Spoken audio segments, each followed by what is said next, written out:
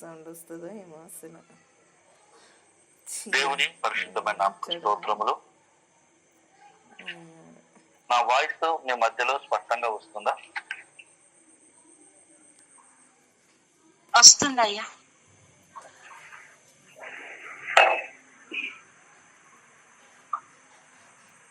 ఈ విధంగా దేవుని యొక్క సన్నిధిలో మరి ఒక్కసారి మీ మధ్యలో రావడానికి, లైవ్ ద్వారా దేవుడు తన యొక్క ఆలోచన తెలియజేయడానికి దేవుడిచ్చిన మహాకృపకై మీ దేవునికి ఎంతో వందనాలు తెలుస్తున్నాను. కూడొచ్చిన మీ అందరూ కూడా ప్రభు నామన వందనాలు. రండి మనం ఒక వాక్యాన్ని ధ్యానించుకుందాము. మొదటి తెస్సలోనియులకు రాసిన పత్రిక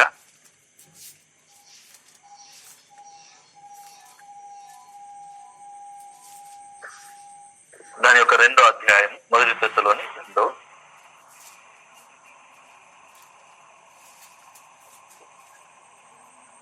దాని యొక్క 13వ వచనాన్ని మనం చదువుదాం. ఆ హేతువు చేతను మీరు దేవుని గూర్చిన వర్తమాన వాక్యము మా వలన అంగీకరించినప్పుడు మనుష్యుల వాక్యమని ఎంచక అది నిజముగా ఉన్నట్టు దేవుని వాక్యమని దానిని అంగీకరించితిరి గనుక మేమును మానక దేవునికి కృతజ్ఞతాస్తుతులు చెల్లించుచున్నాము. ఆ వాక్యమే విశ్వాసులైన మీలో కార్యసిద్ధి కలుగజేయుచున్నది. చాలు. ఇక్కడ దేవుని యొక్క సన్నిధిలో మనం ప్రార్థన పూర్వకంగా కూర్చొని మేమి స్థలములలో దేవుని యొక్క వాక్యం వినాలని మనం చేస్తున్నాను. దేవుని వాక్యం ఈ విధంగా సెలవిస్తున్నది, మీరు దేవుని గురించి వర్తమానం వాక్యము మా వలన అంగీకరించినప్పుడు మనుషుల వాక్యమని ఎంచక అది నిజముగా ఉన్నట్లు దేవుని వాక్యమని దాన్ని అంగీకరించితిరి గనక మేమును మానగా దేవుని కృతజ్ఞతాస్తుతులు చెల్లించుతున్నాము. ఆ వాక్యమే విశ్వాసులైన మీలో కార్యసిద్ధి కలుగజేయుచున్నది. ఇక్కడ దేవుని యొక్క వాక్యాన్ని అంగీకరించే విషయం కొరకు ఇక్కడ చెప్పబడుతుంది.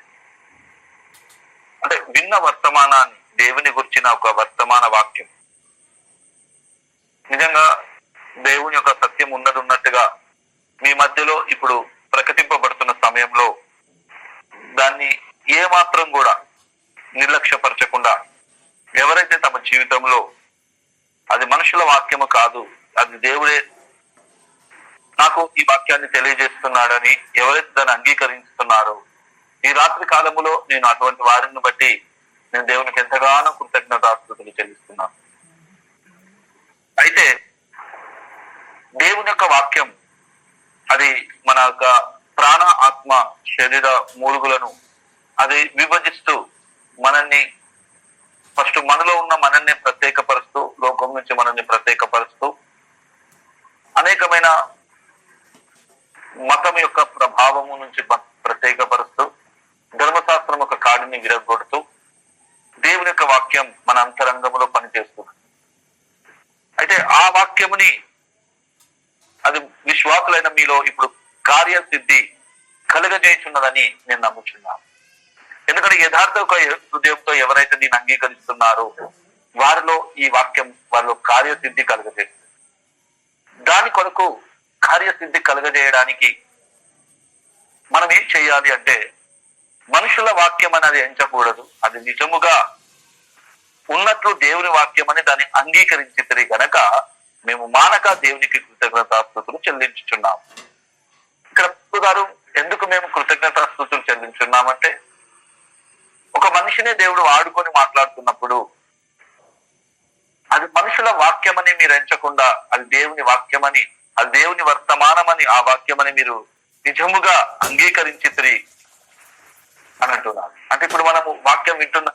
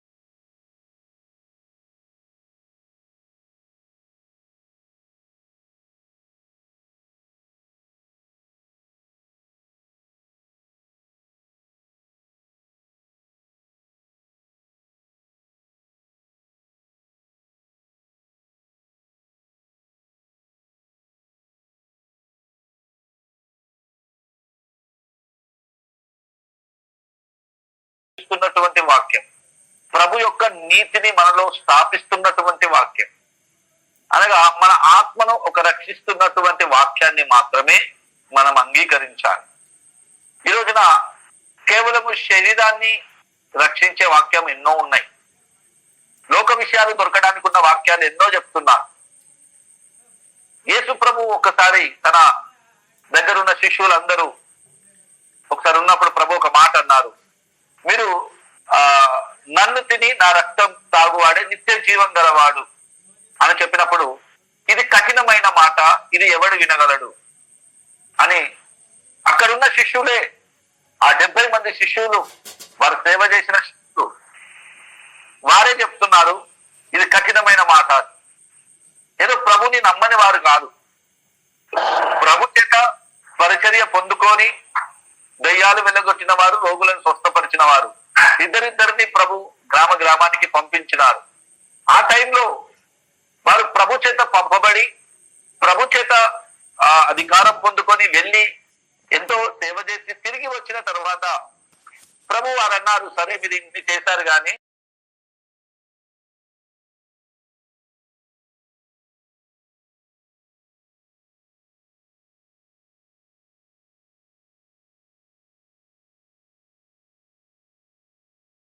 ఒక్కొక్కరు కూడా శిష్యులు ఆయనను వదిలిపెట్టి వెనుకకు వెళ్ళిపోతున్నట్టుగా ఉంది. దాని తర్వాత తన శిష్యులను అడిగాడు. ఈ 12 మంది శిష్యులను కూడా ప్రభు అడుగుతున్నాడు, మీరు కూడా వెళ్ళాలనుకుంటే ఇప్పుడు వెళ్ళవచ్చు, ఏదో బలవంతంగా నా దగ్గర ఎవరు ఉండొద్దు అని చెప్పినట్టుగా ప్రభు అందరు పోతున్నప్పుడు వారికి కూడా ఒక ఆప్షన్ ఇచ్చినారు. ప్రభు పోతున్నప్పుడు ఎవరిని ఆపలేదు, అక్కడ ఆపినట్టు కూడా ఎక్కడ లేదు. పోతున్న వారికి ఇంకెవరికైనా పోవాలనుకుంటే ఇంకొక ఆప్షన్ కూడా ఇచ్చినట్టుగా ఉంది. సరే వెళ్ళాలనుకుంటే వెళ్ళండి. అప్పుడు పేతురు చెప్తున్నారు, ప్రభువా నిత్య జీవకు కలిగిన మాటలు నీ యొద్ద ఉండగా మేము ఎక్కడికి పోతాం ప్రభువా. ఇప్పుడు శిష్యులని అడిగితే అందరూ వదిలిపెడుతున్నారు, మరి అందరూ కఠినం అంటున్నారు మరి ఆయన మాటల్ని, మరి మీరెందుకు ఆయన దగ్గరనే ఉండాలనుకుంటున్నారంటే, ఎవరైతే దానికి విశ్వసించరో, ఆ ప్రభు మాటను అంగీకరించే మనసు లేదో వారికి కఠినం. అది అంగీకరించిన తర్వాత అది కఠినమే కాదు, దాని మీద విశ్వాసం ఉంటే కఠినమే కాదు. మేము వచ్చింది లోక విషయాల కోసం కాదు, మా ఆత్మని రక్షించుకొని మేము నిత్య జీవం చేరాలి. ఆ నిత్య జీవం చేరే మాటలు మా ప్రభు దగ్గర ఉన్నాయి కనుకనే మేము వచ్చింది ఆ శరీరాన్ని రక్షించుకునే వాక్యం కొరకు కాదు, లోకంలో ఏదో పొందుకోవాలని అటువంటి ఒక వాక్యం మాకు దొరకడానికి కాదు, కానీ మా ఆత్మను రక్షించే వాక్యం మా ప్రభు దగ్గర ఉండానే మేము ఉన్నామని మరొక తీర్మానం తీసుకొని ఆ నిత్య జీవపు మాటలే ప్రభు నీ దగ్గర ఉండగా ఇక మేము ఎక్కడికి పోతాం అని చెప్పి వారు అన్నారు. అదే పేతురు ఒకసారి మనం అపొస్తల కార్యంలో చూస్తే ఆయనను జైలులో వేశారు. ఆ టైంలో దూత వచ్చి అతన్ని లేపినది. చెరసాల అట్లనే ఉంది, భద్రంగా ఉంది, కానీ ఆ దూత బయటికి తీసుకొని వచ్చి ఆ వ్యక్తిని ఏమని చెప్తుంది, ఒక మాట చదువుదాం. అపొస్తల కార్యంలోకి రండి.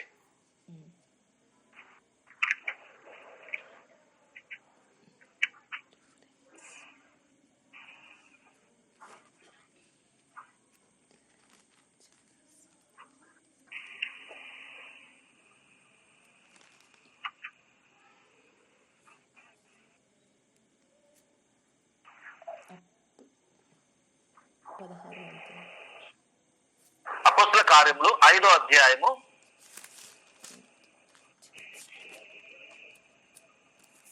23వ వచనం నుంచి చదవండి.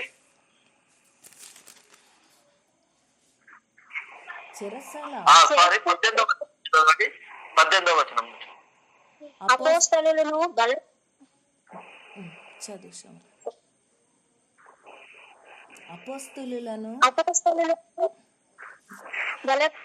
కట్టుకొని పట్టణపు చెరసాలలో ఉంచిరి.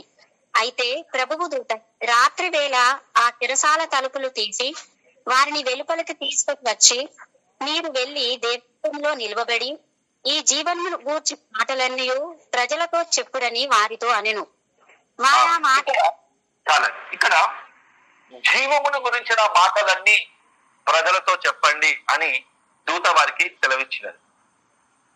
అపోస్తులను బలవంతంగా పట్టుకొని మరి చెరసాల్లో వేసినప్పుడు దూత వారిని బయటికి తీసుకొని వచ్చి, అక్కడ దూత తీసుకొని వచ్చి దేవాలయంలో నిలబెట్టి ఒక మాట చెప్తున్నది, ఇప్పుడు జీవము గురించిన మాటల్ని చెప్పండి. నిత్య జీవపు యొక్క మాటల కోసం నిలబడిన పేతురు దగ్గర ఆ జీవపు మాటలు కలిగిన ఆ పేతురు ఎటువంటి బంధకములో ఉన్నా ఆ వ్యక్తిని బయటికి తీసే బాధ్యత దేవుని. కానీ నిత్య జీవపు యొక్క మాటలని ఎవరైతే కలిగిలేరో అటువంటి వారిని మనం చూస్తే వారిపైన దేవుడు దృష్టి పెట్టాడు. కానీ పేతురు ఏ బంధకములో ఏ చెరసాలలో వేయబడినారో ఆ చెరసాల నుంచి ఆ వ్యక్తిని బయటకు తీసుకొని వచ్చి దేవుడు నిలబెట్టినారు. ఎందుకంటే అప్పటికి ఇంకా సువార్త విస్తరించలేదు, నిజమైన సత్యం ఇంకా లోకంలోనికి వెళ్ళిపోలేదు. కనుక దేవుడు ఆ జీవం గురించిన మాటలు కలిగిన ఆ వ్యక్తిని దేవుడు బయటికి తీసుకొని వచ్చినారు. ఈ రోజుల్లో మనం గమనించాల్సింది, ప్రజలకి కావాల్సింది ఆశీర్వాద వాక్యం కాదు, స్వస్థత వాక్యం కాదు. ఈ లోకములో ఏదో నీకు దొరుకుతుంది అని ఒక భ్రమలో ప్రజల్ని నడిపించే వాక్యం కాదు, ఒక్కొక్కరిని జీవములోనికి నడిపించే వాక్యం కావాలి. నా మార్గము ఇరుకును సంకుచితమై ఉన్నది, అది జీవమునకు పోవు ద్వారమునై ఉన్నది. దీని ద్వారా ప్రవేశించే వారు కొందరే, కొందరు ప్రవేశింపజూతురు గాని వారి వలన కాదు. ప్రభు నుంచి ఏదో పొందుకోవడానికి ఉన్న ప్రజలు చాలా మంది ఉన్నారు, కానీ ప్రభుని పొందుకోవడం మనకి కష్టంగా అనిపిస్తుంది. ప్రభు నుంచి ఏమైనా కావాలా అని అడిగినప్పుడు అందరూ 100% అందరు చెప్పారు మాకు ప్రభు నుంచి కావాలి, మాకేదో కావాలి. కానీ మనకు ప్రభువే కావాలా? యథార్థ హృదయంతో ప్రభు ఏమిచ్చినా ఇయ్యకుండా ఆయన ఉంటే నాకు చాలు, ఆయన ఉంటేనే నాకు జీవమని ఎవరి అంతరంగంలో దేవుడు వెలిగిస్తారో అటువంటి వారికే ఆయన దొరుకుడు. ఆయన నుంచి ఏదో ఆశించిన వారికి ఆయన దొరకలేదు, ఆయననే ఆశించిన వారికి ఆయనే తను తాను బయలుపరుచుకున్నాడు. పేతురు అందరూ వదిలిపెడుతున్నప్పుడు, అందరూ ప్రభుని విడిచిపెట్టి పోతున్నప్పుడు ప్రభు కూడా వారికి ఒక ఆప్షన్ ఇచ్చారు, మరి మీరు కూడా వెళ్ళాలనుకుంటే వెళ్ళండి. కానీ అక్కడ పేతురిచ్చిన జవాబు చాలా స్పష్టంగా ఉంది, ప్రభువా నిత్య జీవపు కలిగిన మాటలు నీ దగ్గర ఉన్నాయి ప్రభువా, మేము ఎక్కడికి పోతాం? ఒక జీవపు మాట కోసం, ఒక జీవములో ప్రవేశించాలనే గురి కోసం వచ్చిన వారిని సాతాను ఎన్ని జల్లించినా వారు నేల రాలరు. వారి విశ్వాసం వారి స్థిరంగా ఉంటుంది. వారు ఏదో తాత్కాలికమైన లోక సంబంధమైన విషయాల కోసం, ఏదో ఆశీర్వాదాల కోసం, ఏదో స్వస్థత కోసం, ఏదో కొన్ని ఈ లోకములో ఏదో దొరకాలని దానికోసం వచ్చిన వారు కాదు. తమ ఆత్మను రక్షించుటకు శక్తి గల వాక్యమును హృదయ అంతరంగములో స్వాత్వికముతో అంగీకరించిన వారే శిష్యులు. ఆ శిష్యుల పైనే దేవుడు తన సత్య స్వరూపైన ఆత్మను కుమ్మరించినారు. తండ్రి, వీరిని సత్యమునందు ప్రతిష్ఠ చేయము, నీ వాక్యమే సత్యము, ఆ వాక్యమునందు వారిని ప్రతిష్ఠ చేయమని ప్రార్థన చేసినారు. ఈ దినములలో మీకు చెప్పబడుతున్నటువంటి వాక్యాన్ని ఎవరైతే తమ జీవితంలో ఇది ఒక మనుషుల వాక్యము కాదు, ఇది దేవుని యొక్క వాక్యం అని ఎవరైతే అంగీకరిస్తున్నారో వారిని బట్టి నేను దేవునికి స్తోత్రం చెల్లిస్తూ ఇంకా కొద్దిగా ఇంకా మీకు లోతుగా నేను తెలియజేస్తున్నది ఏమనగా, ఈ వాక్యమే నీలో కార్యసిద్ధి కలుగజేస్తుంది, నీలో ఒక నూతన సృష్టిని కలుగజేస్తుంది, ఒక నూతన జన్మని ఈ వాక్యం నీలో కలుగజేస్తున్నది. ఎందుకనగా వాక్యమైన దేవుడు నీ అంతరంగములో నీ ఆత్మను బ్రతికించడానికే ఈ వాక్యాన్ని నీ ఎదుటికి తీసుకొని వచ్చినారు. శరీరములో ఏదో పొందుకోవడానికి కాదు, లోకములో నీకేదో దొరకాలని కాదు, అపరాధముల పాపముల చేత చనిపోయిన నిన్ను బ్రతికించే వాక్యాన్ని దేవుడు నీ దగ్గరికి తీసుకొని వచ్చినాడు. అందుకే వాక్యము నా మాటలే ఆత్మయు జీవమునై ఉన్నాయని చెప్పిన ప్రభు, ఈ రోజున ఆ మాటల్ని నువ్వు ఒక ఆశీర్వాదాల కోసం కాదు, ఒక స్వస్థత కోసం కాదు, ఈ లోకములో ఏదో కొన్ని దొరకడానికి కాదు, ఆ వాక్యం మరణించిన నీ ఆత్మను తిరిగి బ్రతికింప చేయడానికి ఉన్న వాక్యం. అందుకే సువార్త ద్వారా జీవమును, అక్షయతను ఆయన వెలుగులోనికి తీసుకొని వచ్చినారు. సువార్త అనగా ఈ లోకములో ఏదో పొందుకునేది కాదు, ఏదో పైన ఉన్న కొద్దిగా శుద్ధీకరణ జరిగేది కాదు, మరణములో ఉన్న నీ ఆత్మను తిరిగి బ్రతికించేది నిజమైన సువార్త. ఆ సువార్త అనగా నీ అంతరంగములో ఆదాము యొక్క పాపమును బట్టి నీవు బుద్ధి తెరవబడినప్పటి నుంచి చేసిన అపరాధమును బట్టి మరణించిన నీ ఆత్మని బ్రతికించడమే ఆ వాక్యము నీ జీవితంలో కార్యం చేస్తుంది.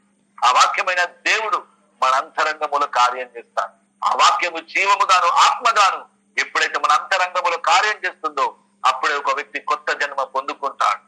మీ అంతరంగములో ఈ వాక్యము ఏ విధంగా పనిచేస్తుంది? ఒక జ్ఞానం దొరికే విధంగా పనిచేస్తుందా? నీకు జీవము దొరికే విధంగా పనిచేస్తుందా?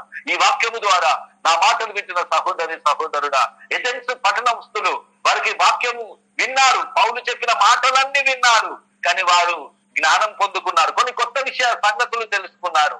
ఆ లెక్కలో ఉన్నటువంటి గుంపు కాదు, వాక్యాన్ని విని దాన్ని అంగీకరించి ఆ యొక్క వాక్యము ద్వారా వారు జీవము పొందుకున్నట్లయితే తప్పకుండా ఆ జీవం పొందుకున్న గొర్రెలనికి దేవుడు సమృద్ధి అయిన జీవములోనికి నడిపించబోతున్నాడు.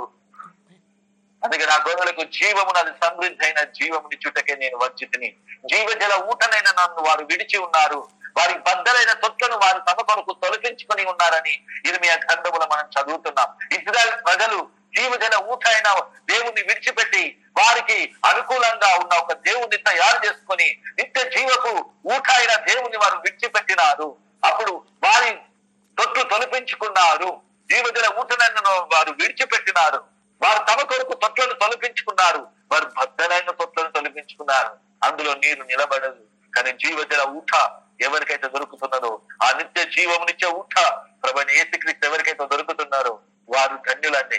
ఒక వ్యభిచారంతో ఉన్న ఒక స్త్రీ, ఒక సమరయ స్త్రీ, సమరయులు యూదులు అప్పుడు వారికి వీరికి సాంగత్యం లేదు, కానీ అంత పాపములో, అంత ఆ మోసములో, అంత అంధకారములో బ్రతుకుతున్నటువంటి ఆ యొక్క సమరయ స్త్రీని దేవుడు దర్శించినాడు. దేవుడు ఆ యొక్క బిడ్డని ఒకసారి ఆ బిడ్డతో దేవుడు మాట్లాడినాడు. మాట్లాడుతున్నప్పుడు ఆమె చివరిగా చెప్పిన మాట, మెస్సయ్య వచ్చినప్పుడు మాకు అన్ని తెలియజేస్తాడు. నేను మెస్సయ్య కోసం నేను పాపములో జీవిస్తున్నా, నేను పాపం చేస్తున్నాను, కానీ ఆ మెస్సయ్య వచ్చినప్పుడు ఈ పాప జీవితం నాకు పూర్తిగా తొలగిపోతుంది. ఒక ధర్మశాస్త్రంగా నాకు తెలుసు, మోషే ఇచ్చిన ధర్మశాస్త్రం తెలుసు.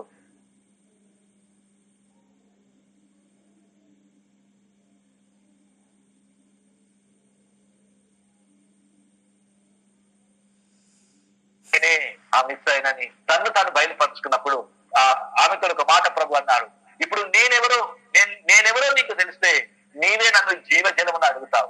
నేనైతే నిన్ను నేను నీళ్ళు అడిగాను, కానీ నేనెవరో నీకు అర్థమైతే నీవే దాహమునకు నీళ్ళు మన జీవజలమును నీవు అడుగుతావు. నేనిచ్చు నీళ్లు ఎన్నడూ కూడా దప్పిక కొనడు. అటువంటి దాహమును తీర్చే దేవుడు, మన యొక్క దప్పికను తీర్చే దేవుడు, మన దాహాన్ని మనకు జీవమిచ్చి తీర్చే దేవుడు. కాబట్టి ఆ యొక్క సమరయ స్త్రీ గుర్తించినది, నాకు మెస్సయ్య తను తాను బయలుపరుచుకున్నాడు, నా యొక్క జీవితాన్ని పూర్తిగా బట్ట బయలు చేసిన మెస్సయ్య, నా పాప జీవితాన్ని ఆయన బయలుపరిచిన మెస్సయ్య. కాబట్టి ఆ మెస్సయ్య యొక్క జీవితంలో ఎప్పుడైతే వచ్చినారో అప్పుడు ఆ సమరయ స్త్రీ ఆమె జీవితమే తలకిందులుగా అయిపోయినది. ఈ రాత్రి కాలంలో నీవెంత ఘోర పాపములో ఉన్నా ప్రభు ఒక్కసారి నిన్ను దర్శించడానికి నువ్వు ఆశ కలిగిన వ్యక్తివైతే నిన్ను ఆయన జీవమీయడానికి దర్శించాలని కోరుతున్నాను. అందరూ ప్రభు దగ్గరకు వస్తున్నారు, కానీ ఒక్క విషయం కొరకు ప్రభు దగ్గరకు వస్తలేరు. యేసు ప్రభు చేసిన 3.5 సంవత్సరాల పరిచర్యలో చాలా మంది ప్రభు దగ్గరికి వచ్చినారు, కానీ ప్రభు ఉద్దేశం ఏమి ఇవ్వాలని వచ్చినారు, దాని కొరకు ఎవరు కూడా రావడం లేదు. అదొక్కసారి మనం చదువుదాము. యోహాను సువార్త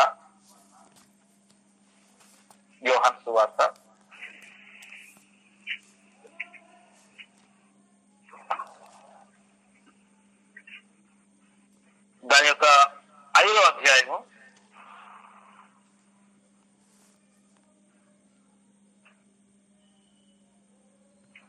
దాని యొక్క 39వ వచనం. మీలో లేఖనముల యందు మీకు నిత్య జీవం కలదని తలంచుచు వాటిని పరిశోధించుచున్నారు. అవే నన్ను గూర్చి సాక్ష్యమిచ్చుచున్నవి. అయితే మీకు జీవం కలుగునట్లు మీరు నా యొద్దకు రానొల్లరు. నేను మనుషుల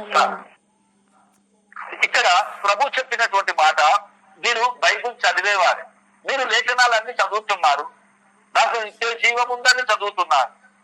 అయితే ఆ నిత్య జీవము క్రీస్తునందు ఉందని మీరు ఎదుగుతలేరు. అయితే మీరు నా దగ్గరికి దేనికోసం వస్తలేరు? జీవం పొందడానికి నా దగ్గరికి రావట్లేదు. అక్కడ ఒక మాట రాయబడింది, లేఖనముల యందు మీకు నిత్య జీవం కలదని తలంచుచు వాటిని పరిశోధించుచున్నారు. అవే నన్ను గురించి సాక్ష్యం ఇచ్చుచున్నవి. అయితే మీకు జీవం కలుగునట్లు మీరు నా యొక్కకు రాను. ఇక్కడ ప్రభు యొక్క బాధ ఏంటి? మనుషులకు అనేక బాధలు ఉంటాయి కానీ మనుషులు అనేక విషయాలు కావాలని కోరుకుంటున్నారు. కానీ మనిషికి ఏం కావాలని దేవుడు కోరుకుంటున్నాడంటే జీవం. ఒకవేళ నీకు జీవం దొరకకుంటే ఈ లోకంలో నేను ఎన్ని ఇచ్చినా అవన్నిటిని బట్టి మనిషి నశించిపోతాడు. తండ్రి యొక్క చిత్తం ఎవరు నశించకుండా నిత్య జీవం పొందడానికి తన కుమారుని మన కోసం అనుగ్రహించిన, ఆయన ద్వారా జీవం పొందినట్లుగా ఆయనను మనకు అనుగ్రహించిన. అయితే ఆ జీవాన్ని పొందుకోవడానికి ఎవరు కూడా నా దగ్గరికి రావడం లేదు. ఈ రోజుల్లో ప్రభు దగ్గరికి ఒక వ్యక్తిని ఎందుకు నడిపించాలి? ఆ వ్యక్తి జీవం పొందడానికి నడిపించాలి. ఈ పడవలో జీవం ఉంది, ఆ పడవ బయట మరణం ఉంది. ఎవరైనా పడవలోనికి రావాలి అంటే తను బ్రతకాలి, తను జీవింపజేయబడాలి అంటేనే లోపలికి రావాలి. ఏదో దొరకడానికి కాదు, ఏదో డెవలప్ కావడానికి కాదు, తను బ్రతకడానికి కావాలి.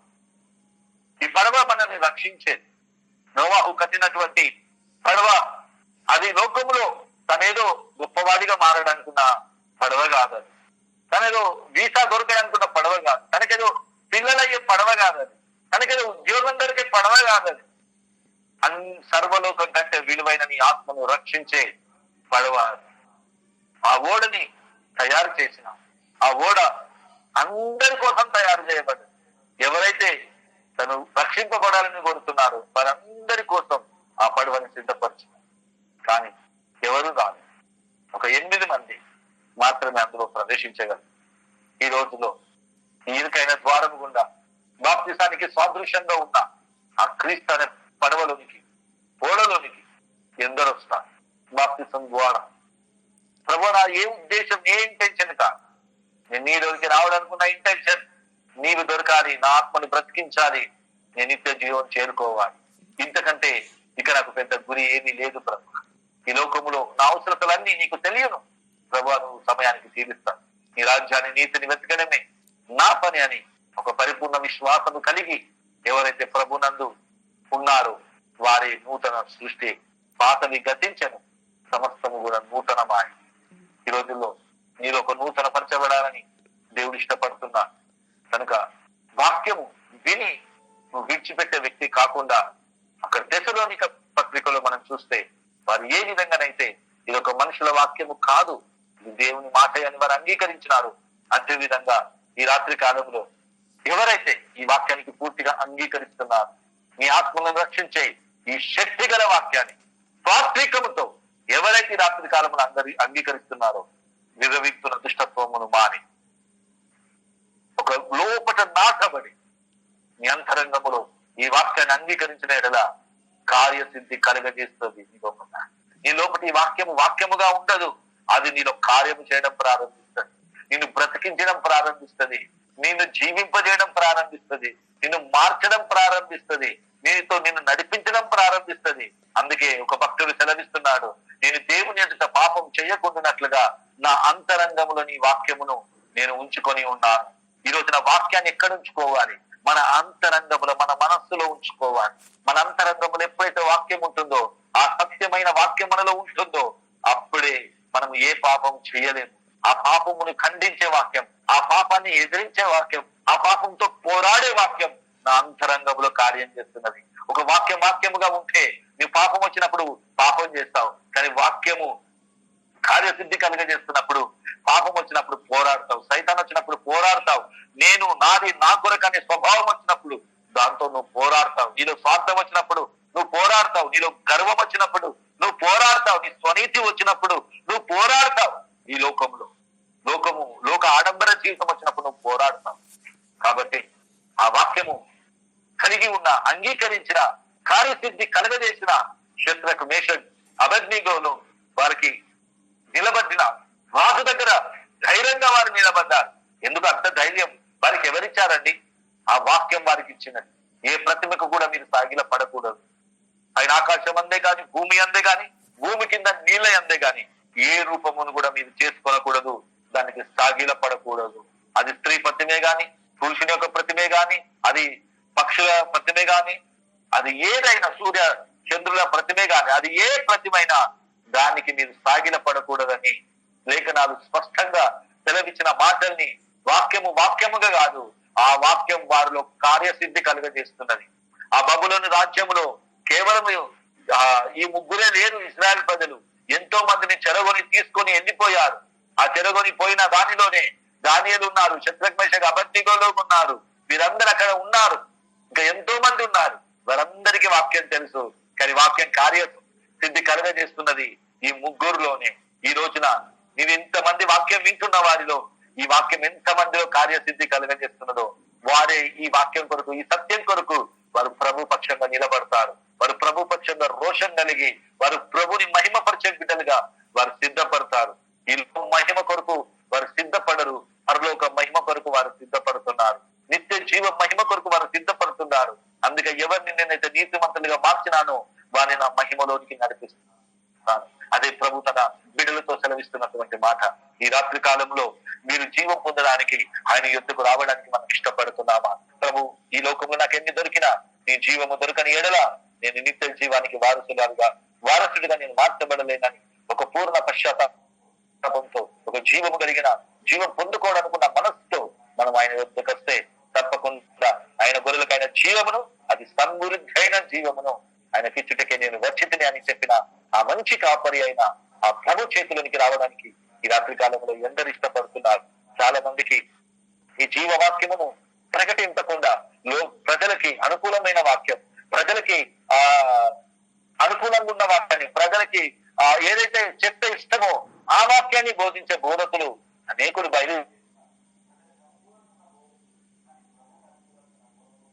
బోధకులు చాలా చాలా తక్కువ మంది మీకు కనబడతారు.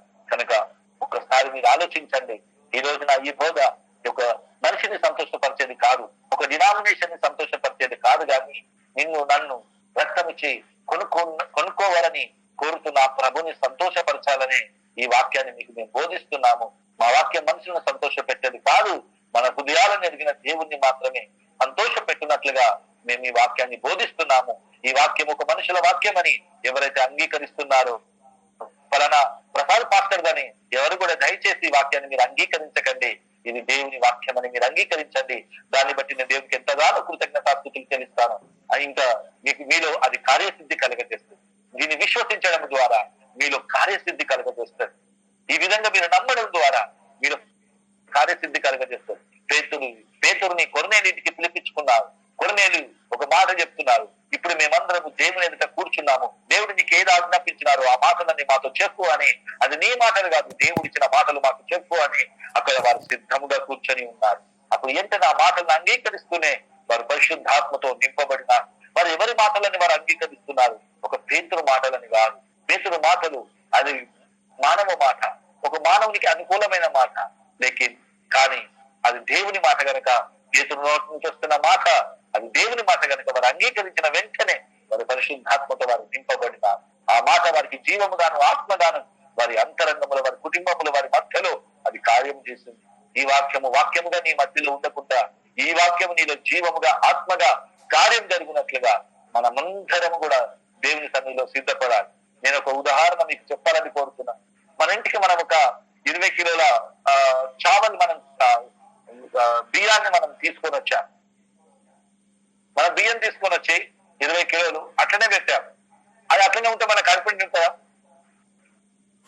బియ్యం అలానే ఉంటే మన కడుపు నిండదు. బియ్యాన్ని చూస్తే కడుపు నిండదు, బియ్యాన్ని ముట్టుకుంటే కడుపు నిండదు. అది ఉడకాలి, అది ఉడకాలి. అది మంట మీద ఉడికినప్పుడు అప్పుడు మనము దాన్ని తినగలం. ఒకవేళ అట్లనే తింటే బ్రతకడం కాదు, చనిపోతాం. కనుక ఆ వాక్యముగా ఉంటే, అక్షరముగా ఉంటే అక్షరము చంపేస్తుంది. కానీ అదే అక్షరం పైన ఎప్పుడైతే ఆత్మ కార్యం చేస్తుందో అప్పుడు నిన్ను జీవింపజేస్తుంది. అదే లేఖనాలు సెలవిస్తున్నాయి, అక్షరము చంపును, ఆత్మ జీవింపజేయదు. ఈ రోజు నీ ఆత్మను జీవింపజేస్తే, నీ ఆత్మను రక్షించే ఈ శక్తి గల ఈ వాక్యానికి ఎంతమంది దేవుని వాక్యం అని అంగీకరిస్తున్నారు? అటువంటి వారిలో కార్యసిద్ధి కలగజేయుచున్న వాక్యం ఇది. హల్లెలూయా. ఈ రోజున నీలో కార్యసిద్ధి కలుగుతుందా? ఓన్లీ విని ఏదో ఫార్మాలిటీగా వినుకుంటూ వెళ్ళిపోతున్నారా? మనలో కార్యసిద్ధి కలగడానికి మనం ఈరోజు లోబడదామా? ఈ వాక్యం నీలో నాలో కార్యసిద్ధి కలగజేయును గాక. ఈ కార్యసిద్ధి కలగజేస్తున్నటువంటి వారే ప్రభు కొరకు ప్రభు పక్షంగా నిలబడును గాక. కార్యసిద్ధి కలగజేయని ఎడల ఎన్ని వాక్యాలు విని విని జ్ఞానం పెరుగుతుంది, జీవం పెరగదు. జీవం పెరిగిన వారికి వారి లోపటున్న బాహ్య పురుషుడు దినదినం వారిలో బాహ్య పురుషుడు కృషించిపోతారు, అంతరంగ పురుషుడు దినదినము నూతనపరచబడతారు. ఈ రోజున నాలో ఉన్న నా శరీర వ్యక్తి, నేను నాది నా కొరకనే ఆ శరీర వ్యక్తి దినదినము నష్టమైపోతున్నారు. నాలో ఆత్మీయ వ్యక్తి, నాలో ప్రభు దినదినము పెరుగుతున్నారు. ఈ రోజున నీలో నీవు పెరుగుతున్నావా, నీలో ప్రభు పెరుగుతున్నాడా? ఈ రోజున నీలో ఉన్న నీ స్వభావం పెరుగుతుందా, ప్రభు స్వభావం పెరుగుతుందా? నీలో ఉన్న నీ చిత్తలు పెరుగుతున్నాయా, ప్రభు యొక్క వాక్యం యొక్క ప్రత్యక్షత నీలో పెరుగుతుందా? ఈ రోజున మనలో ఎవరు పెరుగుతున్నారు? మనలో శరీర మనసు పెరుగుతుందా, మనలో ఆత్మీయ మనసు పెరుగుతుందా, మనలో ఏ మనసు పెరుగుతున్నది? కాబట్టి మనం ఒక్కసారి దాన్ని గమనించాలి. ఏదో ఊరిగా గుడ్డిగా మనం వెళ్ళిపోయే సమయం కాదు. ఆ వాక్యము చీకటి గల చోట్ల అది వెలుగుగా దీపముగా అది ప్రకాశించుచున్నది. ఆ వాక్యం మన పాదములకు దీపమును, మన త్రోపకు వెలుగుగా కార్యసిద్ధి కలుగజేయుచున్నది. కాబట్టి ఒక్కొక్కరు గమనించండి, మీ అంతరంగములో ఈ వాక్యం నీ ప్రాణాన్ని, నీ ఆత్మని, నీ శరీర మూలికలను విభజించిన ఎడల అది వాక్యం నీలో కార్యసిద్ధి కలుగజేస్తున్నది. ఈ వాక్యం నేను లోకం నుంచి వేరు చేసిన ఎడల నీలో కార్యసిద్ధి కలుగజేసిందని అర్థం. నీ ఆత్మను జీవింపజేసిన ఎడల నీలో ఈ వాక్యం కార్యసిద్ధి కలుగజేయుచున్నది. అటువంటి వారిదే దేవుడి యొక్క రాజ్యానికి హక్కుదారులుగా వారిని దేవుడు సిద్ధపరుస్తాడు. కనుక నీ వాక్యం వారికి ఇచ్చి ఉన్నాను కనుక వారు ఇప్పుడు లోక సంబంధులు కాడు కనుక లోకం వారిని ద్వేషించును. ఇప్పుడు శత్రుకు మేషగా అబద్ధిగోలు వారు కూడా ఆ వాక్యం వారిలో కార్యసిద్ధి కలుగజేసిన కారణాన్ని బట్టే వారు ప్రభు పక్షంగా నిలబడ్డారు. ఏ మానవుని సంతోషపరచడానికి వారు నిలబడలేదు. ఈ రోజున నీవు మనుషులను సంతోషపరిచే వాక్యం కాదు, దేవుని హృదయాలను ఎరిగిన మన దేవుణ్ణి సంతోషపరిచే వాక్యాన్ని నువ్వు వింటున్నావని తెలుసుకోవాలి. కాబట్టి అన్ని వాక్యాలు వస్తున్నాయి, యూట్యూబ్ లో ఎన్నో వాక్యాలు వస్తున్నాయి, ఎంతో మంది చెప్తున్నారు, వీళ్ళు కూడా చెప్తున్నారు అని ఒక భ్రమలో ఎవరు వెళ్ళిపోవద్దండి. నీకు అనుకూలంగా చెప్పే వాక్యం కాదు, దేవునికి అనుకూలంగా చెప్పే వాక్యం కావాలి. అందుకే ఆ తెస్సలోనికే రాసిన పత్రికలో ఒక్కసారి మనం చదువుదాము. తెస్సలోనిలకు రాసిన పత్రిక, అదే ఇంతకుముందు చదివిన అదే వాక్యంలోనికి తిరిగి రండి.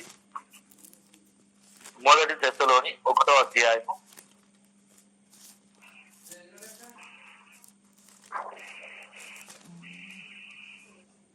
4వ వచనం నుంచి చదవండి. 1వ అధ్యాయం దాని యొక్క 6వ వచనం చదవండి. పరిశుద్ధాత్మ వలన కలుగు ఆనందంతో ఇదేనయ్యా. అదే చదువు. పరిశుద్ధాత్మ వలన కలుగు ఆనందంతో గొప్ప ఉపద్రవమందు మీరు వాక్యం అంగీకరించి మమ్మను ప్రభువును పోలి నడుచుకొనిన వారైతిరి. కాబట్టి మాసిదోనియాలోను అకాయాలోను విశ్వాసులందరికీ మాదిరైతిరి. ఎందుకనగా మీ యొద్ద నుండి ప్రభు వాక్యం మాసిదోనియాలోను అకాయాలోను మ్రోగెను. అక్కడ మాత్రమే గాక ప్రతి స్థలమందును దేవుని ఎడల ఉన్న మీ విశ్వాసం వెల్లడాయను గనుక మేమేమీ చెప్పవలసిన అవశ్యం లేదు. మీ యొద్ద ఇక్కడ చెప్తున్నారు, తెస్సలోనికే రాసిన పత్రికలో చెప్తున్నారు, పరిశుద్ధాత్మ వలన కలుగు ఆనందంతో గొప్ప ఉపద్రవమందు మీరు వాక్యమును అంగీకరించితిరి. వీళ్ళు వాక్యం ఎప్పుడు అంగీకరించినారు? అన్ని అనుకూల పరిస్థితిలో మీరు వాక్యం అంగీకరించిన వారు కాదు. ఈ తెస్సలోని పత్రికలో, ఈ తెస్సలోని యొక్క పత్రిక మనం చూస్తే చాలా వరకు ఒక నిరీక్షణ గురించి రాయబడిన వాక్యం. ఈ తెస్సలోనికి సంఘానికి పౌలు గారు రాస్తున్నప్పుడు ఈ తెస్సలోనికి పత్రికలోనే చెప్తున్నారు, కడబూర మ్రోగినప్పుడు మనము సజీవుడిగా లేపబడతామని, మన ఈ రక్త మాంసములు దేవుని రాజ్యంలో ప్రవేశించవని, అన్ని జనుల వలె చింతించినట్టుగా మీరు ఇక మీదకు చింతించకూడదు. వారు ప్రభునందు నిద్రించిన వారు మొదట లేస్తురు, ఆ మీదట సజీవులమై నిలిచి ఉండు మనము ఆకాశ మండలము కూడా ఆయన యుద్ధకు కొనిపోదుము అని ఈ తెస్సలోనిలకు రాస్తున్నారు. ఈ తెస్సలోనికి ఏ విధంగా మీరు ప్రభు వాక్యాన్ని అంగీకరించినారు అంటే, మీరు గొప్ప ఉపద్రవమందు వాక్యమును మీరు అంగీకరించినారు అంటే పరిశుద్ధాత్మ వారిలో కార్యసిద్ధి చేస్తున్నది. కేవలం వాక్యం కాదు, పరిశుద్ధాత్మ అక్కడ పని చేస్తున్నారు ఆ వాక్యంలో. ఆ వాక్యము అంటే వారికి ఉన్న ఉపద్రవం, గొప్ప ఉపద్రవంలో మీరు పరిశుద్ధాత్మ కలగజేయు ఆనందముతో గొప్ప ఉపద్రవమందు వాక్యమును మీరు అంగీకరించిదిరి. అంటే వారికి ఉన్న ఒక ప్రతికూల పరిస్థితిలో వారంటారు, మా పరిస్థితి ఇప్పుడు ఏం బాగలేదండి, మేము తర్వాత వింటాం, ఇప్పుడు వినం, ఇప్పుడు మా పరిస్థితి మంచిగా కావాలి, దాని తర్వాత దేవుడు. కానీ అది కాదండి. ఫస్ట్ ఏంటి? పరిస్థితి ఏదైనా కానీ, ఉపద్రవమే కానీ అక్కడ వారు పరిశుద్ధాత్మ కార్యం చేస్తున్నది. అక్కడ వాక్యం వెల్లడవుతున్నప్పుడు ఆత్మ వారిలో కార్యం చేస్తున్నది. ఆ కార్యం చేసిన ఆత్మని బట్టి, అప్పుడు ఆ ఆనందాన్ని బట్టి, పరిశుద్ధాత్మ కలగజేసే ఆనందాన్ని బట్టి, ఏదో ఉపద్రవం తొలగిపోయిన ఆనందం కాదు, ఉపద్రవం అట్లనే ఉంది, పరిస్థితులు అట్లనే ఉన్నాయి, కానీ అందులో పరిశుద్ధాత్మ కార్యం చేసిన దాన్ని బట్టి ఇప్పుడు వారు దేవుని వాక్యమును వారు అంగీకరించినారు. అందుకే చెప్తున్న పరిశుద్ధాత్మ వలన కలుగు ఆనందముతో గొప్ప ఉపద్రవమందు మీరు వాక్యమును అంగీకరించితిరి, మమ్మును ప్రభుని పోలి నడుచుకున్న వారైతిరి. ఇక్కడ ప్రభుని పోలి మమ్మును పోలి మీరు నడుచుకున్నారు అని చెప్తున్నారు. వాక్యమును అంగీకరించిన తర్వాత ఇంకా నడుచుకున్నారు. అంగీకరించిన తర్వాత దానిలో వారు ప్రభుని మమ్మల్ని పోలి మీరు నడుచుకున్నారు. అటువంటివి ఒక వాక్యం వారికి ఇవ్వబడింది. ఇంకా ఆ వాక్యం ఎటువంటి వాక్యం ఇచ్చినారు ఒకసారి అదే మొదటి తెస్సలోని 2వ అధ్యాయము 1వ వచనం నుంచి చదవండి. సహోదరులారా, మీ యొద్ద మా ప్రవేశం వ్యర్థం కాలేదు గాని మీరు ఎరిగినట్టే మేము ఫిలిప్పులో ముందు శ్రమపడి అవమానం పొంది ఎంతో పోరాటంతో దేవుని సువార్తను మీకు బోధించుటకై మన దేవుని యందు ధైర్యం తెచ్చుకుంటామని మీకు తెలియను. ఏలయనగా మా బోధ కపటమైనది కాదు, అపవిత్రమైనది కాదు, మోసయుక్తమైనది కాదు గాని సువార్తను మాకు అప్పగించుటకు యోగ్యులమని దేవుని వలన ఎంచబడిన వారమై మనుష్యులను సంతోషపెట్టు వారం కాక మన హృదయములను పరీక్షించు దేవునినే సంతోషపెట్టు వారమై బోధించుచున్నాము. మీరు ఎరిగి ఉన్నట్టు మేము ఇచ్చకపు మాటలైనను ధనాపేక్షను కప్పిపెట్టు వేషమునైనను ఎన్నడనూ వినియోగింపలేదు. ఇందుకు దేవుడే సాక్షి. మరియు ఇక్కడ మనం చూస్తే సువార్తను మాకు అప్పగించుటకు యోగ్యులమని దేవుని వలన ఎంచబడిన వారమై మనుషులను సంతోషపెట్టు వారము కాక మన హృదయములను పరీక్షించి దేవునినే సంతోషపెట్టు వారమై బోధించుచున్నాము. మీరెరిగి ఉన్నట్లు మేము ఇచ్చకపు మాటలనైనను ధనాపేక్షను కప్పిపెట్టు వేషమునైనను ఎన్నడూ వినియోగింపలేదు. ఇందుకు దేవుడే సాక్షి. లోభత్వం అంటే ధనాపేక్షను కప్పిపెట్టు. కొందరికి ఎట్లుంటదంటే ఈ రోజుల్లో ప్రసంగాలు ఎట్లున్నాయంటే, దేవుడు నీకు ఇస్తలేడు కాబట్టి నువ్వు ఇస్తలేవు కాబట్టి నీకు ఇస్తలేడంట, నువ్వు ఇస్తే నీకు ఇస్తాడంట. అట్లా ప్రజల్ని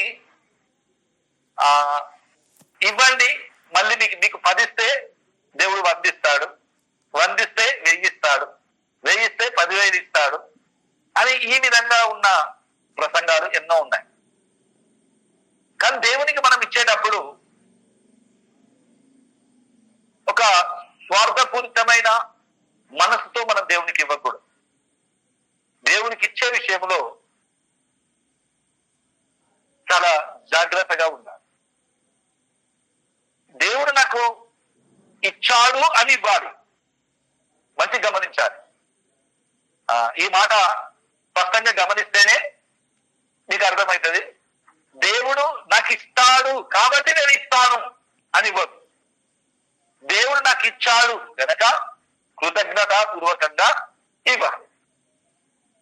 దాంట్లో మళ్ళీ ఆశించొద్దు. ఆయన ఇవ్వని ఇవ్వకపో, నాకు ఇచ్చాడు కనుక నేను ఇస్తాను. తమకున్నది తమదే అని వారు అనుకోకుండా వారు ఇచ్చారు. కానీ ఈ రోజుల్లో ఎట్లా ఇస్తున్నారు? ఒక కానుక ఇచ్చినా, దశం వార్షం ఇచ్చినా, నువ్వు ఏది ఇచ్చినా దేవుడు ఇస్తాడు అని ఇచ్చావా, ఇచ్చాడు గనక ఇచ్చావా? ఇస్తాడు అని ఇస్తున్నా. ఈరోజు ప్రసంగాలు ఎట్లున్నాయి? ధనాపేక్ష ఎట్లా వస్తుందా? ఒక కంపెనీ ఉందనుకోండి, కంపెనీ అంటది మా దగ్గర ఇన్వెస్ట్మెంట్ చేయండి, మీరు 10,000 పెడితే ఒక సంవత్సరానికి మీకు ఇన్ని వస్తాయి అని చెప్తారు. కాబట్టి వారు ఇస్తారు. అక్కడ ఎందుకు ఇస్తారు? వారు పెట్టిన దానికి ఎక్కువ దొరుకుతాయి. నేను 10,000 పెడితే 1,00,000 వస్తాయని వారు అక్కడ వెళ్తారు. ఇప్పుడు కూడా దేవునికి ఎందుకు ఇస్తున్నారు? దేవుని పేరిట నేను ఇస్తే ఇస్తారు. పాస్టర్ గారికి కూడా ఏం చెప్తారు? మీరు ఇస్తలేదు కనుకనే దేవుడు మీకు ఇస్తలేదు అంటారు. నువ్వు దేవునికి ఏమి ఇస్తలేవు కాబట్టి ఇప్పుడు నువ్వు ఇంకా రేగుల ఇల్లోనే ఉన్నావంటారు, ఇంకా గుడిసెలోనే ఉన్నావంటారు. మీరెవరు? మీరు ధనాపేక్ష పరులు, మీలో దురాశని పెంచేవారు. కానీ ఇస్తే ఇచ్చేది కాదు. దేవుని విషయం వస్తున్నాం. ఏదైనా కంపెనీలో పెట్టు, దానికి ప్రాబ్లం లేదు. కానీ ప్రభు యొక్క సన్నిధిలో మనం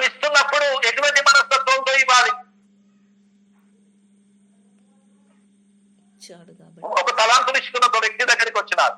ఆ తలాంతులు ఇస్తున్నప్పుడు ఒకరికి ఒక్క తలాంతు, ఒకరికి 3 తలాంతులు, ఒకరికి 5 తలాంతులు.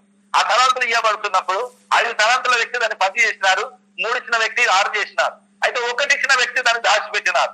అప్పుడు ఆ వ్యక్తితో అంటున్నారు, ఇప్పుడు నీకు ఇచ్చిన ఈ యొక్క ధనాన్ని నేను సావుకారులు ఎంత పెడితే నీకు వాళ్ళ దగ్గరికి వెళ్ళి వాళ్ళు ఇంకా తీసుకునేవాడిని కదా, నేను నీ దగ్గర పెట్టి నేను ఒక తప్పు చేశాను అన్న లెక్కలో ఆ వ్యక్తి మాట్లాడుతున్నాడు. అంటే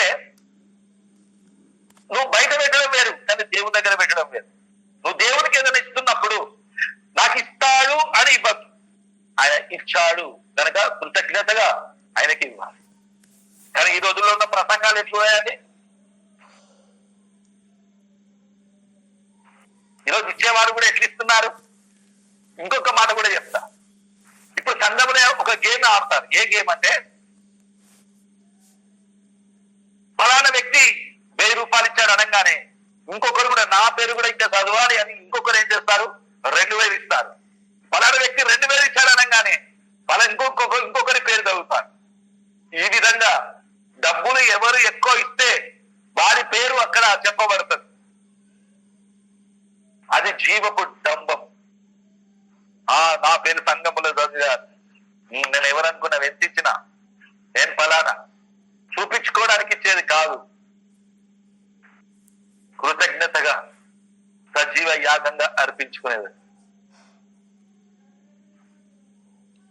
తనలో ఉన్న నేను నా ధనాన్ని నేను ఇవ్వడం లేదు, నా సొత్తు నేను ఇవ్వడం లేదు, నేనే నా సొత్తు కాదు, నాకున్నది నా సొత్తు ఎట్లయింది?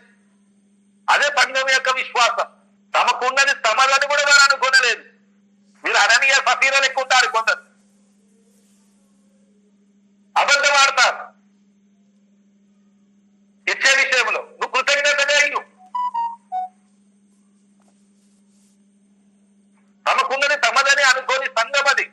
మొదటి శతాబ్దములో దేవుడు కట్టినటువంటి సంఘం, తన ఆత్మ ద్వారా కట్టబడుతున్నటువంటి సంఘం, తమకున్నది తమదని వారు అనుకోనలేదు. ఈ రోజున నీది నీ సొత్తాన్ని దేవునికి ఇస్తున్నావా? సమస్తం దేవుందని దేవునికి ఇస్తున్నావా? మనలో ఉన్న మారు మనసు ఏంటి? అన్ని జనులు కూడా వారి గుడి గోపురాలకు ఇస్తారు, ఆ తిరుపతికి ఇస్తలేరా? కొన్ని కోట్లు వస్తాయి అక్కడ. ఆ కొండ మీదకి ఎక్కి ఎన్నో ఇస్తారు. ఎందుకు ఇస్తారు? కృతజ్ఞతగా ఇవ్వరు. అక్కడ ఇస్తే ఇక్కడ మాకు ఇస్తారు. వారికి ఒక డీలింగ్ ఉంటది దేవునితో. ఏం డీలింగ్ చేస్తారు? వారికి ఒక డీలింగ్ ఏంటంటే, మాకు 10 లక్షలు వచ్చేది ఉంది, అందులో 1 లక్షని ఉండిలో ఇస్తాము, ఆ 10 లక్షలు వచ్చేటట్టు చేయి దేవుడా అని వారు చేస్తారు. ఇప్పుడు 10 లక్షలు రాగానే మేము తిరుపతికి పోతాము, 1 లక్ష ఆ ఉండిలో వేస్తాం. అంటే మధ్యలో బ్రోకర్ గా ఎవరిని పెట్టారు? దేవుని పెట్టుకున్నారు, వారి పని కావడానికి. వారు దేవుని వాడుకుంటున్నారు అంతే. దేవుడు వీరిని వాడుకోరు. వారు అంతమంది గుడికి ఎందుకు వెళ్తారు? అంత ఉండిలో అన్ని పైసలు ఎందుకు వస్తుంది? దేవుడు వీరిని వాడుకున్నారా, వీరు దేవుని వాడుకున్నారా? దేవుడు వాడుకుంటే ఏదో దొరుకుతుంది అని ఇవ్వడం కాదు, నాకు ఇచ్చాడు కనుక నేను ఇస్తున్నా. ఇది ఎంత పెద్ద మారుమనం. ఈ రోజుల్లో ఉన్న సత్యాన్ని చెప్తే చాలా మందికి కోపం వస్తుంది. అందుకే అక్కడ చెప్తున్నారు, ధనాపేక్షను కప్పిపెట్టు వేషమును మేము వెయ్యలేదని చెప్తున్నారు. ఇచ్చకపు మాటలు చెప్పలేదని చెప్తున్నారు. దేవుని చేత యోగ్యులమని ఎంచబడిన వారమై మేము మనసులో సంతోషపెట్టు వారము కాక మన హృదయములను ఎదిగిన దేవుని సంతోషపెట్టు వారమై మీకు బోధించుచున్నాము. ఈ బోధ ఈ రోజున మీ మధ్యలో వచ్చినది. ఇది ఉన్నతిగా మీ మధ్యలో సత్యం ప్రకటింపబడుతున్నది. ఇది ఒక మనుషుల వాక్యం అని మీరు ఎంచక, ఇది దేవుని వాక్యం అని ఎంచి మీరు అంగీకరించినప్పుడు మేము ఎంతగానో దేవుని కృతజ్ఞతలు చెల్లిస్తున్నాం. ఈ వాక్యం మీలో, విశ్వాసమైన మీలో కార్యసిద్ధి కలుగజేస్తున్నది. ఆ కార్యం మేము చూడాలని కోరుతున్నాం. దేవుని చిత్తమైతే రాబోయే దినములో మీ దగ్గరకు వస్తున్నప్పుడు ఈ వాక్యముని ఇచ్చిన వారిలో కార్యాన్ని మేము చూడాలని కోరుతున్నాం. ఈ వాక్యం యొక్క కార్యం మీలో జరగాలని మేము కోరుతున్నాం. దాని కొరకు మేము పోరాడుతున్నాం. వాక్యం దొరకడానికి ఎంతో శ్రమలతో, మీకు పోరాటంతో ఈ వాక్యం చెప్పుతున్నాం. ఈ వాక్యం చెప్పకుండా ఎంతో పోరాటం కలుగుతుంది, ఎన్నో ఆటంకాలు కలుగుతుంది. ఆయనను ఈ వాక్యం మీకు ఇవ్వడానికి దేవుడు తన కృపని మాకు ఇచ్చినాడు. ఆయన ఒక కృప మా పైన కుమ్మరిస్తున్నారు కనుక మేము మీకు ఈ వాక్యం ఇస్తున్నాం. ఇది మా బలం చేత మేము చెప్పడం, ఇది మా శక్తి చేత అయ్యే పని కాదు. వాక్యం ఉన్నట్టుగా చెప్పాలి అంటే మొట్టమొదట నాలో ఉన్న నేను చావాలి, అప్పుడే దీన్ని ఉన్నట్టుగా చెప్పగలను. లేదంటే దీంట్లో మసాలా కలిపి చెప్తాను, దీంట్లో లోకాన్ని కలిపి చెప్తాను, నా స్వయాన్ని కలిపి చెప్తాను, నీకు అనుకూలంగా చెప్తాను. కానీ అటువంటి వాక్యాన్ని దేవుడు ఇవ్వలేదు. అందుకే సత్యానికి చెవినివ్వక కల్పనా కథల వైపు తిరుగు కాలం వచ్చుచున్నది. అది వచ్చే ఉన్నది. ఇప్పుడు అందరు కల్పనా కథలు, అక్కడ స్టోరీ ఇక్కడ స్టోరీ, కొన్ని ఆ వ్యక్తికి అట్లయింది, ఈ వ్యక్తికి ఇట్లయింది, అదైంది ఇదైంది అని కొన్ని చెప్పి పలానా సంఘానికి వెళ్ళి దశమాంతం అయ్యంగానే ఆ వ్యక్తికి అది దొరికింది ఇది దొరికిందని ఎన్నో వీడియోలు యూట్యూబ్ లో సృష్టించి వారిని సాక్షులుగా నిలబెట్టి ఈ రోజున దోసుకుంటున్న వారు ఎంతో మంది ఉన్నారు, ధనాపేక్ష కలిగిన వారు. అటువంటి ధనాపేక్షను మేము వినియోగింపలేదు.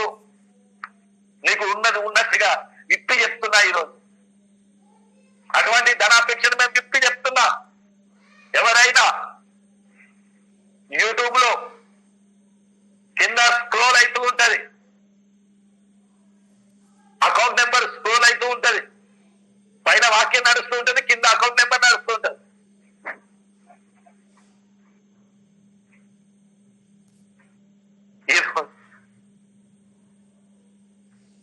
ఈ రోజుల్లో అకౌంట్ నెంబర్ పెట్టకుండా జీవవాక్యాన్ని ఇవ్వమని చెప్పండి. మనుషులకి అనుకూలంగా ప్రార్థనలు, మనుషులకు అనుకూలమైన అన్ని చేస్తున్నారు, కానీ సత్యానికి ఎవరు సహకరించరు. అబద్ధ సేవకు ఎక్కువ సహకరిస్తారు. ఎందుకంటే అక్కడ ఇస్తే ఇస్తారు కదా, ఇక్కడ ఇచ్చారు కాబట్టి ఇవ్వాలి. మళ్ళీ నెక్స్ట్ ఇస్తారో ఇయ్యారో తెలియదు. ఇది కొద్దిగా ఇరుకుగా అనిపిస్తుంది. అది విశాలంగా ఉంటుంది. ఆ బోధ మనకు విశాలంగా ఉంటుంది, మంచిగా అనిపిస్తుంది. ఇలా కొద్దిగా ఇన్న సొప్పుగా ఉంటుంది. కథలు చెప్తుంటే మంచిగా అనిపిస్తుంది. పలానా ఆ వ్యక్తి వచ్చింది, మంచిగా అనుకున్నదంతా కూడా ఇచ్చేసింది. అప్పుడు ఇచ్చేసిన తర్వాత ఆమెకు మంచి బిజినెస్ దొరికింది. వారు అరే ఇక్కడ ఇస్తే ఇస్తారంట దేవుడు అని చెప్పి అక్కడ వెళ్ళి అక్కడ ఇవ్వడం స్టార్ట్ అవుతుంది. ఇస్తాడు అనే ఇచ్చే మనసు వేరు, ఇచ్చాడు అని ఇవ్వడం వేరు. ఈ రోజున మనము ఇస్తాడు అని ఇస్తున్నామా, ఇచ్చాడు అని ఇస్తున్నామా? ప్రభు నాకు ఇచ్చారు కాబట్టి నేను ఇస్తున్నా, ఈ మనస్తత్వంతో ఇస్తున్నామా, లేకపోతే ప్రభు ఇస్తాడు గనక ఇస్తున్నామా? ఏంటి మనం గురి? మనం ఇచ్చే దానిలో మనకున్న మనస్తత్వం ఏంటి? ఈ రాత్రి కాలంలో ఒక్కసారి గమనించు. ఇంత లోతుగా నువ్వు ఎప్పుడు ఆలోచించలేదేమో, కానీ ఈరోజు ఆలోచించే సమయం వచ్చింది. ఈ వాక్యం నీలో కార్యసిద్ధి కలగజేయాలి. ధనాపేక్షను కప్పిపెట్టేది కాదు, విప్పి వేసేది. నీ దగ్గర కప్పిపెట్టే వాక్యం లేదు మా దగ్గర, విప్పి వేసేది. ఉన్నది ఉన్నట్టుగా సత్యం బోధించడానికి దేవుడు కృపించినాడు. అందుకని విప్పి చెప్తున్నా.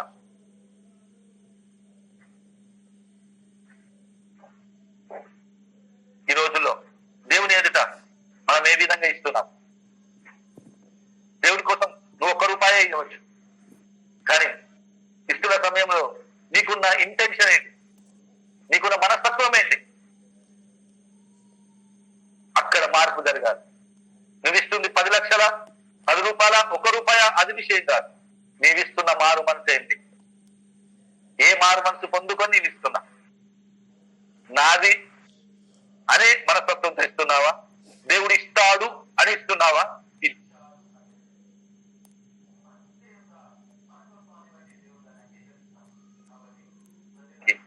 దేవుడు ఒక రోజు నా లెక్క అడుగుతున్నా. దేవుడు నిలిచిన ఒక ఆత్మ కోసం, ఒక యథార్థమైన ఆత్మ కోసం నువ్వు ఖర్చు పెడితే దానికి దేవుడు నీకు ఇస్తాడు. కానీ ఈ రోజుల్లో ధనాపేక్ష పరులుగా మనుషులను తయారు చేస్తున్నారు. ఎవరైనా సంఘములో 10 మంది 20 మంది కావాలంటే ఏం ప్రసంగం చేయాలి? 10 మంది 20 మంది కావాలంటే దేవుడు నీకు ఇస్తాడు ఇయ్యమ్మ అంటే అందరికీ ఆశ వస్తుంది, అందరికీ దురాశ వస్తుంది. దురాశ గర్భం ధరించి పాపములు కంటది. ఆ పాపం పరిపక్వమై లాస్ట్ లో మరణం వస్తుంది. అందుకే ఫస్ట్ దురాశనే ఖండించాడు. దురాశ ఖండిస్తే ఎంతమంది వస్తారు? లోపడున్న దురాశని ఖండిస్తే ఎవరు వస్తారు? ఎవరు రారు. దేవుని ప్రేమించే వారే వస్తారు. తను తాను ప్రేమించుకున్న వారు రారు. కానీ ఉన్నది ఉన్నట్టుగా చెప్పడం దేవుని యొక్క వాక్యం. పరిశుద్ధాత్మ ఉన్నది ఉన్నట్టుగా చెప్పేది, కలిపి చెరిపి చెప్పేది కాదు. అందుకే దేవుని వలన యోగ్యులమని ఎంచబడిన వారమై మనుషులను సంతోషపెట్టు వారము కాక మన హృదయములను ఎరిగిన దేవునిని మాత్రమే సంతోషపెట్టే వారమై మీకు బోధించుచున్నాము. ఈ రోజున మా బోధ ఇప్పుడు మీకు సంతోషకరంగా ఉండదు. ఉండడానికి మాకు అభిషేకం ఇవ్వలేదు. భక్తులను సంతోషపెట్టే వాక్యం చెప్పడానికి ఉన్న అభిషేకం మాకు దొరకలేదు. అటువంటి అభిషేకం క్రీస్తు విరోధిస్తారు. క్రీస్తు విరోధించే అభిషేకం కాదు, క్రీస్తు ఇచ్చే అభిషేకం ఉంది. నిజమైన మరణమును జయించి తిరిగి లేచిన ప్రభువైన యేసుక్రీస్తు తండ్రి నామములో పంపబోవు తన ఆత్మ ఇచ్చినారు. ఆ ఆత్మ ఈ రోజున మా మధ్యలో కార్యం చేస్తుంది. కనుక ఒక్కొక్కరు గమనించి ఒక్కొక్కరు మీ జీవితంలో కార్యసిద్ధి కలగజేయనివ్వండి. ఈ వాక్యం మీలో కార్యసిద్ధి కలగజేయనివ్వండి. హల్లెలూయా. బలముగా మీలో కార్యసిద్ధి కలగజేయనివ్వండి. కేవలం విని జ్ఞానం పెంచుకొని మీ ఆత్మకు మీరు నష్టపరుచుకోకండి. విని జీవమును పెంచుకోండి. మీలో జ్ఞానం ఉప్పొంగా చేస్తారట. జ్ఞానం ఉప్పొంగా చేస్తుంది. కాబట్టి ఇది ఉప్పొంగ చేయడానికి కాదు, సత్యం తెలుసా అని ఒక గర్వములో ఉప్పొంగడానికి కాదు, జీవం పొందుకొని దీనుడిగా మార్చబడి ప్రభు స్వరూపములో మార్చబడి ప్రభు కొరకు జీవించి క్రీస్తే ప్రభు కొరకు మరణించడానికే ఈ వాక్యం నీకు దొరుకుతుంది. దీంట్లో ఉప్పొంగడానికి కాదు. అందుకే విర్రవీగుతున్న దుష్టత్వమాని లోపల నాటబడి మన లోపల స్వాత్వికముతో మన ఆత్మలను రక్షించే శక్తి గల ఈ వాక్యాన్ని స్వాత్వికంతో అంగీకరించడానికి రండి, మనం అర్పించుకుందాం. ఈ రాత్రి కాలంలో స్వాత్వికంతో లోబడుతూ దేవుని యొక్క వాక్యాన్ని మన హృదయాంతరంగంలో చేర్చుకున్నాం. విన్న మాటల్ని దేవుడు మీకు జీవముగా మార్చను గాక. హల్లెలూయా. ఈ జీవపు మాటలు చెప్పడానికి పేతుని బయటికి తీసుకొచ్చిన పేతునికి ఎంత ఆటంకమైన బయటికి తీసుకురావడం దేవుని పని. హల్లెలూయా. ఈ రోజుల్లో మీకు ఈ సువార్తను ఇవ్వడానికి మాకు ఎన్నో ఆటంకాలను దాటి మీ మధ్యలో మేము ప్రకటిస్తున్నాం. బ్రదర్ ఫోన్ చేశారు, బ్రదర్ తీసుకుంటారా? లేదు బ్రదర్, ఇప్పుడు కుదరదు. ఆటంకాలు ఎన్నో అవుతున్నాయి. ఈ సత్యం వెల్లడి కాకుండా వాక్యాన్ని ఆపాలని ఎంతో ట్రై చేస్తున్నది. ఆయనను దేవుని కృపను బట్టి ఈరోజు మీ మధ్యలో తన వాక్యాన్ని మరలా దేవుడు చెప్పడానికి కృపించిన. ఇది మా యోగ్యతను బట్టి కాదు, దేవుడిచ్చిన కృప. మా వలన పూర్తిగా ప్రకటింపబడడానికి దేవుడు మమ్మల్ని కాపాడుతున్నాడు. హల్లెలూయా. హల్లెలూయా. హల్లెలూయా. ఒక్కొక్కరు మీ జీవితాన్ని ప్రభు చేతిలో స్వాత్వికంతో ఈ వాక్యాన్ని మీ హృదయంలో చేర్చుకుని మీ ఆత్మను రక్షించే శక్తి గల వాక్యం, మీరు దురాశలు నింపి మీరు నశింపజేసే వాక్యం కాదు. నీ ప్రాణాత్మ శరీర మూలంగా విభజించి నిన్ను రక్షించే వాక్యం, నీకు జీవం ఇచ్చే వాక్యం, నిన్ను బ్రతికించే వాక్యం, నేను ప్రభుతో నిన్ను కూర్చులో పెట్టే వాక్యం. కాబట్టి ఒక్కొక్కరు అప్పగించు. విన్న వాక్యానికి పూర్తిగా అప్పగించు. ఇది మనుషుల వాక్యం అని చెప్పు, ఇది మా మాటగా దేవుని మాట మీ మధ్య బయలుపరిచిన మమ్మల్ని ఒక పనిముట్టుగా వాడు. ఒక మైకు ఆయన చేతిలో ఉంటే ఆ మైకు మాట్లాడదు, మాట్లాడుతున్న వ్యక్తిది. ఈ రోజున మేము కాదు, మాలో ఉన్న ఆత్మ మీతో మాట్లాడుతుంది. మాట్లాడువారు మీరు కాదు, తండ్రి ఆత్మ మీలో నుంచి మాట్లాడినది ఆ చెప్పిన ఆ ప్రభు యొక్క ఆత్మ ఈ రోజు మీతో మాట్లాడుతుంది. ఆ ఆత్మ యొక్క స్వరాన్ని చెవి గలవాడు వినుగాక. హల్లెలూయా. హల్లెలూయా. సంగములతో ఆత్మ చెబుతున్న మాట చెవి గలవాడు వినుగాక. ఈ రోజున నీతో చెప్తున్నటువంటి మాట ఆత్మ మాట. హల్లెలూయా. నీకు దురాశ మాట నీకు చెప్పడం, ధరాశ మాట నీకు చెప్పడం లేదు. ఈ లోకం యొక్క సుఖం యొక్క మాట నీకు చెప్పడం లేదు. ఉన్నది ఉన్నట్టుగా వాక్యాన్ని మీ మధ్య వెళ్తారు. కనుక ధనాపేక్షను తప్పు పెట్టే వాక్యం ఎన్నో ఈ రోజుల్లో జరుగుతుంది. హల్లెలూయా. విన్న మాటల ప్రకారంగా ఒక్కొక్కరు తమ జీవితాన్ని కవిత పరిశీలిస్తారు. ఒక నిజమైన మారుమని తమకున్నది తమది కాదు అని ఒక మారు, నేను నా సొత్తు కాదని ఒక మారుమని నీ జీవితం బట్టి విశ్వాసం దేవుడు నీలో కలగజేసిన ఎడల ఈ రోజు నుంచి ఒక నూతనమైన వ్యక్తిగా ప్రభు ఎదుట నువ్వు నడు, ప్రభు ఎదుట నువ్వు జీవించు, ప్రభు ఎదుట మారు మనసు. Hallelujah. Hallelujah. Thank you Jesus. Thank you Jesus. Hallelujah. ఈ విధంగా ఉన్నప్పుడు నీకున్న వారు నీకు వ్యతిరేకమవుతుంది, కానీ దేవుడు నీకు జయమిస్తాడు. లోకంలో మీకు శ్రమ కలుగుతుంది, ఆయనను ధైర్యం తెచ్చుకునండి, దేవుడు మీకు జయమిస్తాడు. నేను లోకాన్ని జయించుతామని ముందున్న సమయాన్ని మా బ్రదర్ కి నేను అప్పగిస్తున్నాను. వాక్యానికి అప్పగించుకుని ఎవరైనా మన మధ్యలో ప్రార్థన చేయవలసిందిగా ప్రభుపడి నాకు.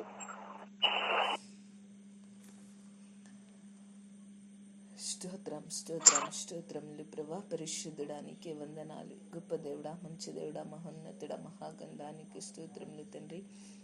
నీకే వందనాలు చెల్లిస్తున్నాం. అవును దేవా, నీకే స్తోత్రములు తండ్రి. నీకే వందనాలు ప్రభా.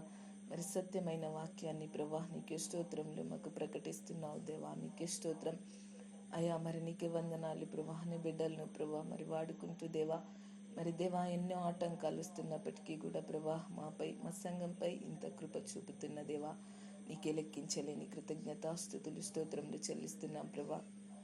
అయ్యా నీకే వందనాలు. మరి సంఘాన్ని ప్రభా సత్యంలో కట్టండి దేవా. నీకే స్తోత్రములు తండ్రి. నీకే వందనాలు. దయచేసి ప్రభా సంఘంలో అయ్యా ధర్మశాస్త్రపు కాడి కింద నుంచి విడిపించి దేవా నీకే వందనాలు. క్రీస్తు కాడి కిందికి సంఘాన్ని నడిపించండి. మరి సత్యమైన వాక్యాన్ని ప్రభా సంఘంలో ప్రభా మీరు స్థిరపరచండి అయ్యా, మీరు స్థాపించండి దేవా. నీకే స్తోత్రములు తండ్రి. నీకే వందనాలు. ప్రతి ఒక్కరిలో కూడా ప్రభా సత్యమైన వాక్యంతో ప్రభా వారి జీవితాలు, వారి ఆత్మలను కట్టి ప్రభా నిత్య రాజ్యంలో మీరు చేర్చుకోండి అయ్యా. నీకే స్తోత్రములు చెల్లిస్తున్నాం ప్రభా. నీకే వందనాలు. ఈ లోక సంబంధమైన ప్రభా మరి దురాశలకు సంబంధించిన మరి వాక్యానికి ఎవరు కూడా చెవియొగ్గకుండా దేవా స్తోత్రం. మా సంఘం అంతా కూడా సత్యానికి మాత్రమే